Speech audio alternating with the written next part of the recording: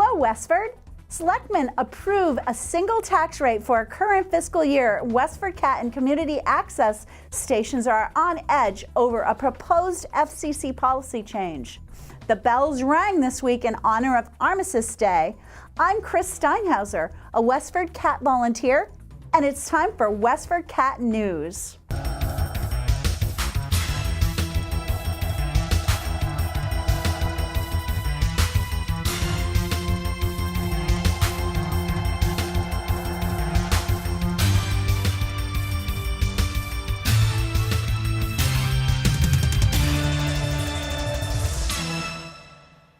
Before we get started, I'd like to remind you to subscribe to our free daily newsletter with all the latest Westford CAT news delivered to your inbox. Just visit westfordcatnews.org and click on the red subscribe button in the upper right-hand corner.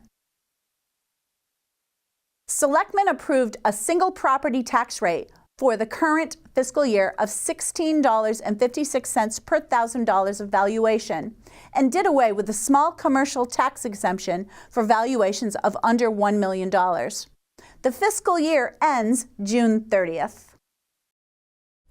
Yeah, so seeing that there aren't any other further questions or discussions, yeah, so the next step would be for the board to first make a motion to either adopt a single tax rate. If that answer is yes, then we would move on to the small commercial exemption. If the answer is no, then you'd be looking at actually doing a shift and then determining what percentage that shift. So I'll move to make a motion to approve a single tax rate for the coming fiscal tax year. Second. Further discussion? All in favor? Aye. Opposed? Okay.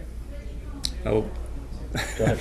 can further make a motion to not adopt, well, this is my motion based on what the recommendation of the committee was.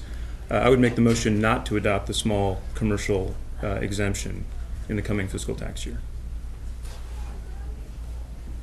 I'll second it for discussion. Okay. Discussion. You want? Andrew, do you want to? No, I was. No. Okay. I can explain the. So Yeah. Paul did a great job of explaining the rationale. Most communities that do the small commercial exemption are trying to relieve the burden of the elevated tax rate that a split rate tax community will have. So most typically, as Paul pointed out, communities sometimes will have very large differences in the tax rate between what the residents and businesses will pay. In that environment, many communities say, you know what, I'm uncomfortable with for these small businesses to absorb this larger burden that over time we've decided to assign to businesses in our community. And I think in that context, it makes a lot of sense. In our context, because we have we just adopted a fixed single tax rate, basically what we're doing is we would be creating a lower tax rate, in some cases below what the residents would pay. And I'm not sure that that was the intent, at least in reviewing it amongst the committee. I'm not sure we felt that the goal of the town was to actually create a lower tax rate than the residents. The single tax rate idea was that we're all sharing it fairly. It seemed like the single commercial exemption, in that small commercial exemption in that case, created a sort of an unintended, or at least not clearly supported difference for those entities. And so that's why the committee made that recommendation. Selectmen unanimously voted on November 13th to sign the deed for the purchase of 63 Main Street. The town is in the process of purchasing the 2.93-acre property from a private homeowner. The house was badly damaged in a fire in March of 2016. Selectmen also approved the appointment of a 13-member task force that will make recommendations on what to do with the property. Selectman Elizabeth Almeida will serve as the board's liaison. Discussion centered around when the task force would report back to the board. Yes. Just in terms of time frame, Yep. I know that it sounds like they're going to meet and discuss it and maybe come back with a charter, but are we thinking that we'd like to have some recommendations in a year or 18 months, or what time frame are we thinking about? I was thinking we would come back in a few months with preliminary ideas and get, like, maybe feel out the board, feel out the public, say we've come up with these top few ideas, which one should we dive into and go to the next step. And what level of public involvement or would we want to encourage this group to think about in terms of this preliminary cultivation of ideas?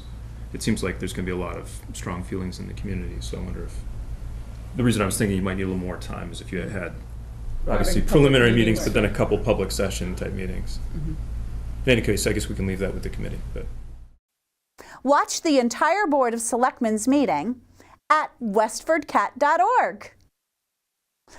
Westford CAT Executive Director Lauren Horton appeared before Selectmen on November 13th to update them on the proposed policy change by the Federal Communications Commission. The ruling would reduce the funds that carriers such as Comcast and Verizon pay for community access television stations through their franchise fees, taking a large bite out of their operating budgets. Here is Horton speaking to the Selectmen. Basically, what they're doing is they're asking for us to deduct, from now on, to deduct the franchise fees from, to take some of the items that we've negotiated in the licensing agreement and deduct them from what they would normally pay us as a 5% franchise fee, so that we can operate as Westford CAT. These are things we're trying to get a handle on what they would be, and it looks like maybe cable services they provide complimentary to the buildings in town. It could even be the transport costs of sending our signals over to these to Comcast and Verizon.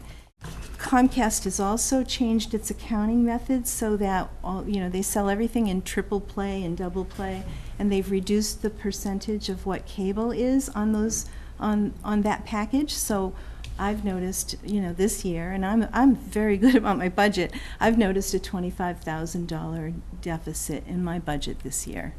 I don't have a lot to cut out. I have, 72% of my budget is personnel cost. 12% is rent and utilities, and I have 16% left to pay for everything else. If we start losing money, we've got to either make it somewhere else, or we've got to cut services, we've got to cut staff.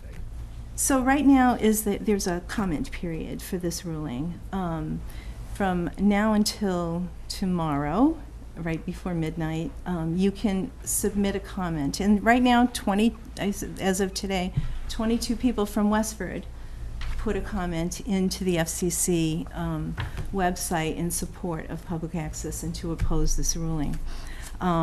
We need more. We need as much support as we can, and it comes a lot stronger when it comes from the town itself, as the Board of Selectmen, than it does from just an individual customers. While the initial comment period for this rule change has passed, the FCC is still taking replies to comments until December 14th. If you would like to post a reply to comments already posted, visit fcc.gov and search for the proceedings 05-311. You can then review comments made in favor or against this ruling and submit your concern with that comment.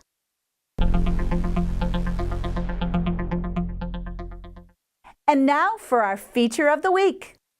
Veterans and elected officials turned out on November 11th to mark the 100th anniversary of Armistice Day and to honor all military veterans on Veterans Day.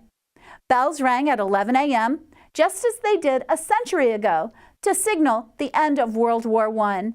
The effort was organized by the local chapter of the Daughters of the American Revolution. State Representative James Arcero spoke on Westford's contribution to the efforts of World War I. He also recognized 3 Westford veterans who have contributed significantly to other veterans.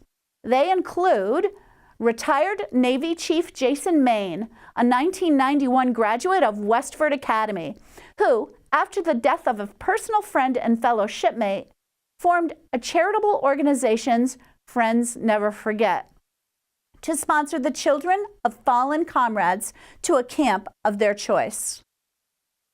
Army veteran Scott Hyder a Westford police officer, was recognized for his charitable organization, Hidden Battles, formed after the personal tragedy of losing a brother to suicide. Hidden Battles helps public safety officers and veterans cope with their own job-related battles against depression, PTSD, and associated mental health issues. The third veteran Arcero recognized was U.S. Navy retired Senior Chief Petty Officer Terry Stater for his contributions to well-being of local veterans and their families. Stater recently retired as Westford's Veterans Services Officer. The Westford Historical Society and Museum has a new director. Westford resident Linda Green has taken over for Penny Lacroix, who served in that position for 13 years. Green was Living History Program Manager for the Old North Church, School Programming Coordinator for Concord Museum, and Vice President and Librarian of the Acton Historical Society. For more information on Green, visit WestfordCatNews.org. Here's news from Town Hall. Hi, I'm Jody Ross, Westford's Town Manager, and I'm here with Eric Heidemann, our Assistant Town Manager. We're here to give you an update. So we've got a lot of interesting building projects going on right now. As most of you probably know, the fire station has opened. The fire department did move down to the new location on Boston Road. We are going to be having an open house celebration in December, so stay tuned for that as soon as we get all our boxes emptied and put away. Rodenbush is about to reopen. That project will be finished in December. It's looking beautiful. The scaffolding is down. The roof looks great. The cupola looks great. And we're so excited to have that building open, have Rodenbush back, and the Parks and Grounds and Recreation Department on the third floor. So we will have a grand opening for that building too. Probably will not be until January, but we're really looking forward, and that building looks great. Let me let you talk to Eric, who will fill us in on our streetlight program. As Jody mentioned, I wanted to provide everyone with an update on the streetlight project, which was approved at the annual town meeting. We are at an exciting stage. We're going to be starting the installation of the fixtures in early December. The Board of Selectmen at last night's meeting approved the contract with Arden Engineering Constructors, and we are receiving delivery of our fixtures hopefully tomorrow. So it's a pretty exciting project. We are installing approximately 1,200 LED fixtures throughout town, and it's estimated to save the town approximately 50% in electricity costs annually. So it's very exciting, and we look forward to the outcome of the project. So that's it for this week. Thank you very much for tuning in, and happy Thanksgiving. Bella, an 8-year-old bulldog pug mix, is available now for adoption at Lowell Humane Society. Here's Westford CAT's production coordinator, Patty Stalker, with more. I was at the Lowell Humane Society recently, where shelter volunteer Roger Logeman introduced me to this little beauty named Bella. This is Bella. Bella is an 8-year-old bulldog pug mix. She was surrendered about the middle of October, so she's only been here a couple of weeks. Bella was surrendered because her owner, somebody in the owner's household developed allergies to the dog and they couldn't keep her. Although Bella's 8 years old, she's never lived in a house with other dogs or cats. So at this age, we'd prefer that she go to a home that has no other pets, just because of her lack of experience with sharing with other animals. Bella's a very healthy 8-year-old. She has no health problems of her own. Do you, sweetie? Huh? You're a good girl, aren't you? Yeah. Yeah, you're a good girl, aren't you? That's a good girl. Yeah. Bella is a playful dog, but she's not a real high energy dog, so she's not one that's going to require constant attention and intervention. What do you say we walk a little bit? But we're going to stay out here, but we'll walk a little bit, okay? Let's just walk a little bit. That a girl. If you think you'd like to provide Bella with her forever home, or would like more information on donating to or volunteering at the Lowell Humane Society, visit them Tuesday through Sunday at 951 Broadway Street in Lowell, or go to lowellhumanesociety.org. Call 978-452-7781. You can also find them on Facebook. For Westford CAT, I'm Patty Stalker. Yeah, you're a good girl, aren't you? You're a good girl, yeah. That's a good girl.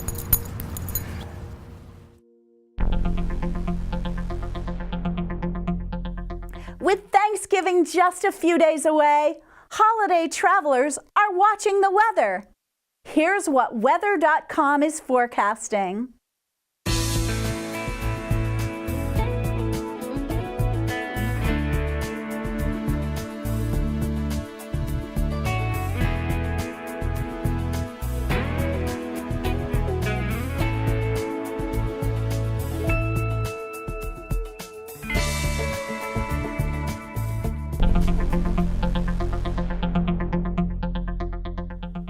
Here's Westford CAT board member Betsy Alvarez with suggestions of things to do in the area.